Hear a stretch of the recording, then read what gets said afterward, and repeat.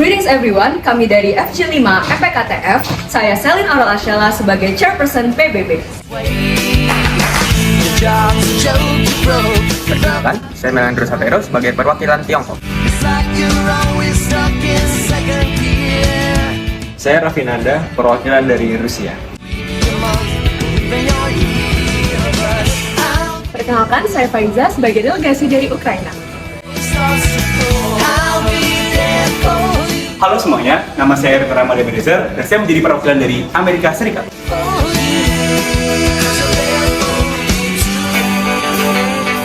Perkenalkan, saya Griffin Rakel Ahyari sebagai delegasi dari Palestina.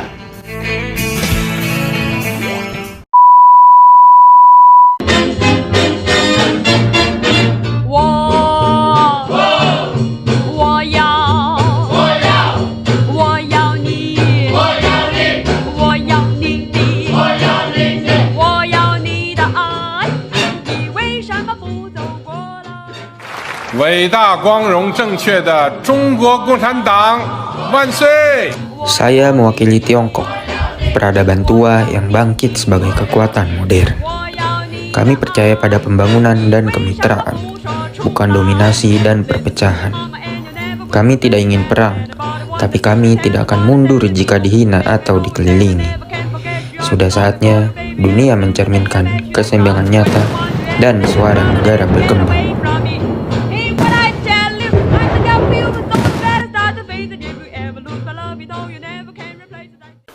President Putin of Russia has unleashed war in our European continent. L'Ukraine sans hésiter et nous prendrons toutes nos responsabilités. As I made crystal clear, the United States will defend every inch of NATO territory with the full force of American power. Stop the military operation. Bring the troops back to Russia.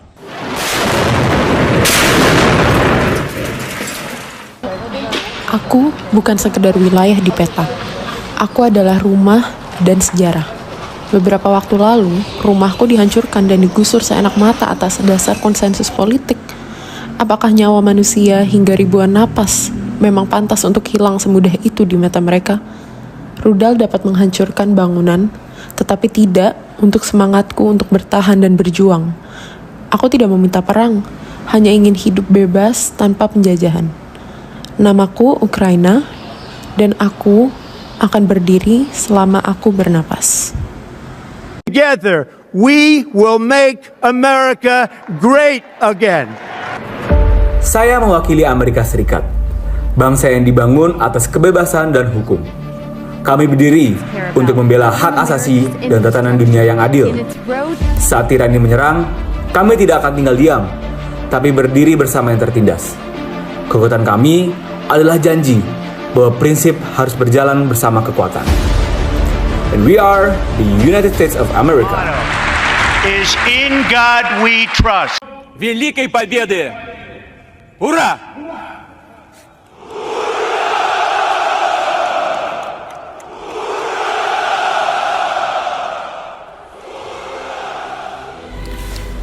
Saya mewakili Rusia, negara besar dengan sejarah dan kepentingan yang kuat. Kami tidak mencari konflik, tetapi kami tidak akan diam jika keamanan kami yang terancam. Wilayah Barat sering menilai dari satu sisi, lupa bahwa kebenaran itu berlapis-lapis. Kami hadir untuk menjaga dunia tetap multipolar dan berimbang. Мною принято решение о проведении специальной военной операции.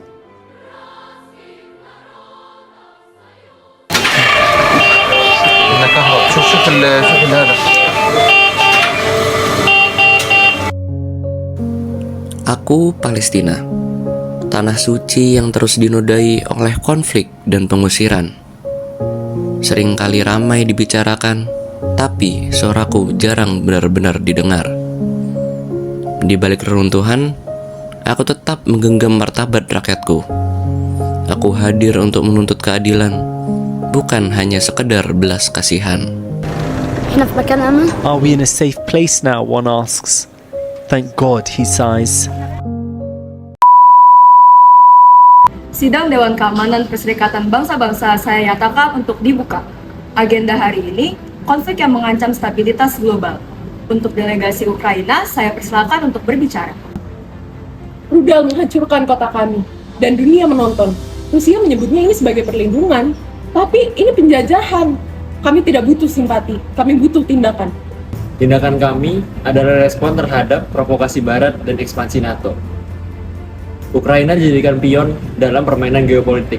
Kami hanya melindungi wilayah kami dan rakyat kami. Melindungi, itu invasi. Rusia menciptakan ketegangan, lalu menyalahkan semua orang, kecuali dirinya sendiri. Dunia tidak bisa diam terhadap sebuah agresi.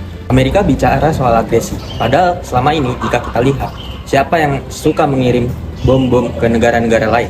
Dunia sudah lelah dengan standar ganda. Dunia butuh keadilan. Jalannya adalah dialog, bukan dominasi. Demi kelanjutan sidang, saya sarankan kita semua masuk ke tahap penyusunan draft resolusi bersama. Apakah para anggota Dewan Tetap AD bersedia menyampaikan draft usulannya? Delegasi Amerika, saya persilakan. Kami mengusulkan resolusi untuk gencatan senjata dan pengiriman bantuan kemanusiaan. Semua pihak yang mengancam stabilitas harus dikenakan sanksi. Kami mendukung bantuan kemanusiaan, tapi kami tolak resolusi yang bias dan menyudutkan satu pihak. Tidak boleh ada sanksi sepihak, atau kami akan veto. Kami usulkan jalur perdamaian melalui dialog multilateral tanpa intervensi militer asing. Tapi kami juga tidak ingin apabila resolusi dijadikan alat tekanan oleh pihak-pihak tertentu. Tidak bisa seperti itu, Bung. Hak veto tidak bisa digunakan seenaknya. Nah, kami punya haknya. Benar, saya setuju dengan delegasi Rusia. Bolehkah saya berbicara? Karena tampaknya suara kami yang menderita justru tidak didengar. Saya ingin bertanya, sejak kapan kemanusiaan harus tunduk pada veto politik? Palestina benar, kami tahu bagaimana rasanya menjadi berita utama, tapi bukan menjadi prioritas. Bagaimana jadinya kalau misalnya nyawa manusia masih menunggu konsensus politik? Lalu apa gunanya Dewan ini? Kami butuh dunia untuk bergerak, bukan hanya untuk ngomong-ngomong kosong. Dengan segala hormat, kami paham penderitaan saudara. Tapi jangan jadikan forum ini sebagai ajang untuk tuduh sepihak. Sepihak? Kami tidak meminta belas kasihan dari kalian. Kami hanya meminta hak kami sebagai manusia. Kalau kebebasan berbicara hanya dimiliki oleh mereka yang memiliki hak veto, maka forum ini udah bukan lagi menjadi tempat keadilan, melainkan teater kekuasaan. Itu pernyataannya serius. Tapi mari kita fokus pada resolusi saja. Emosi nggak kayaknya saya. Justru karena kalian bersembunyi di balik diplomatik dingin, anak-anak kami mati setiap harinya. Dan setiap kali kami bicara, kalian bilang kami emosional. Tapi setiap rudal yang dijatuhkan lebih brutal daripada kalimat yang saya lontarkan. Kita semua di sini ingin perdamaian, tapi jangan sampai narasi yang dibawa menyebabkan kesepakatan global menjadi pecah. Narasi? Ini bukan narasi, ini fakta di lapangan. Fakta yang kalian sensor, karena jika dunia mengetahui sebenarnya, topeng kalian akan jatuh terbuka. Delegasi Palestina, saya minta agar kita tetap dalam batas etika diplomasi. Etika diplomasi? Maaf madam, tapi etika diplomasi apa yang membungkam korban? Kalau kami tidak berbicara di sini, di mana lagi? Kita akan lanjutkan diskusi ini secara tertib. Tapi, izinkan saya untuk mengingatkan, sidang ini bukan hanya soal resolusi politik, ini juga ujian terhadap hati nurani dunia.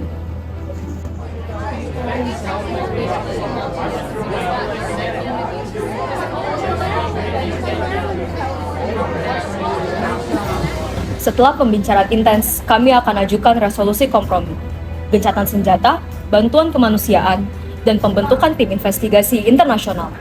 Namun, tanpa menyebut nama pihak manapun secara eksplisit. Jadi ini akhirnya, resolusi tanpa keberanian. Mereka berdamai, tapi tidak untuk kami. Oh, jadi gini, dunia memilih ketidakadilan. Dunia memilih keseimbangan yang palsu. Solusi ini kan veto.